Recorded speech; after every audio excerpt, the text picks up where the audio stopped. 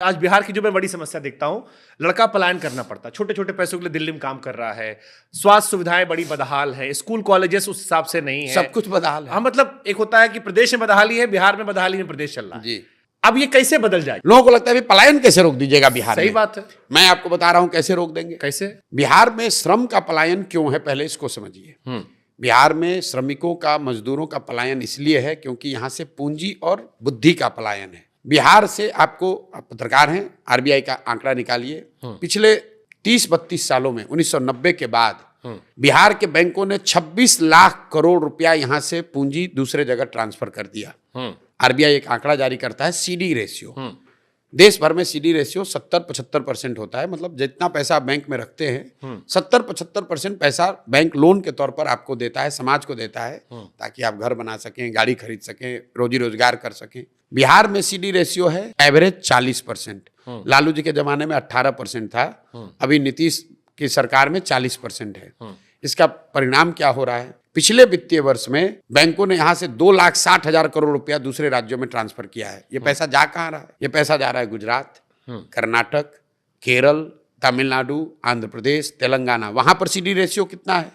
90, 95, 100, 105। अब इसका असर क्या होता है? मान लीजिए कि अगर आपको लोन न मिले तो आप गाड़ी खरीद पाएंगे?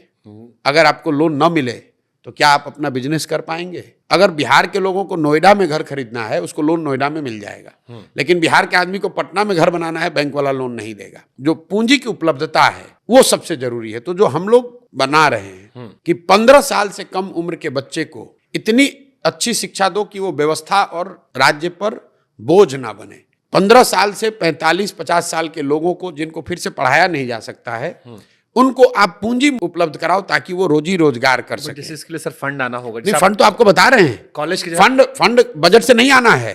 अगर यहाँ के बैंक, हमको बाहर से पैसा नहीं चाहिए, जो आएगा वो बात का देखा है। बिहार की गरीब जनता ने पिछले फाइनेंशियल ईयर में 4,61,000 करोड़ रुपया बिहार के बैंकों में जमा किया। अगर देश का औसत सीडी रेशियो आप देखेंगे तो बिहार में लोगों को 2,80,000 करोड़ रुपया लोन मिलना चाहिए था। लोन मिला 1,60,000 करोड़। तो हम लोग का तो 1,20,000 करोड़ ऐसे ही चला गया। बिहार का पूरा बजट है 2,40,000 करोड़। आप बजट की चर्चा कर रहे हैं और 2,60,000 करोड़ रुपए जो हम लोग के बचत का पैसा है, जिससे यहाँ के लोग मोटरसाइकिल खरीदते, गाड़ी खरीदते, घर बनाते, बिजनेस करते, उस पर कोई बात ही नहीं कर रहा है। आप कहिए भाई बिहार में नहीं हो रहा है, तो इसकी तो कोई चर्चा हुई नहीं कभी। मेरे भाई, ये बैंकों की स्वायत्तता नहीं है कि वो जितना पैसा चाहें उतना ही लोन दें। एक वैधानिक उन पर ये उनकी जिम्मेवारी भी है कि उनको 70% पैसा लोन के तौर पर देना ही देना है। बजाब्ता मुख्यमंत्री के चेयरमैनशिप में एक कमेटी होती है जो कि हर महीने जिसको देखना है कि ये पैसा पूंजी लोगों को उपलब्ध हो। लेकिन बिहार में जैसे टीचर, दरोगा, डॉक्टर, इंजीनियर, अफसर बात नहीं सुन रहा है सरकार की, वैसे बैंकर भी नहीं सुन रहे हैं। आप इसका एक उदाहरण देखिए। मान लीजिए कि आप एक युवा हैं जिसको बाल काटने आता है बिहार में, आपके पास 20,000 रुपया है। आप बैंक में गए कि अगर हमको 80,000 रुपया लोन मिल जाए तो मैं एक सैलून डाल दूंगा, 4-5 लोगों को रोजगार भी दूंगा, अपना परिवार भी चलाऊंगा। बैंक से लोन मिला नहीं।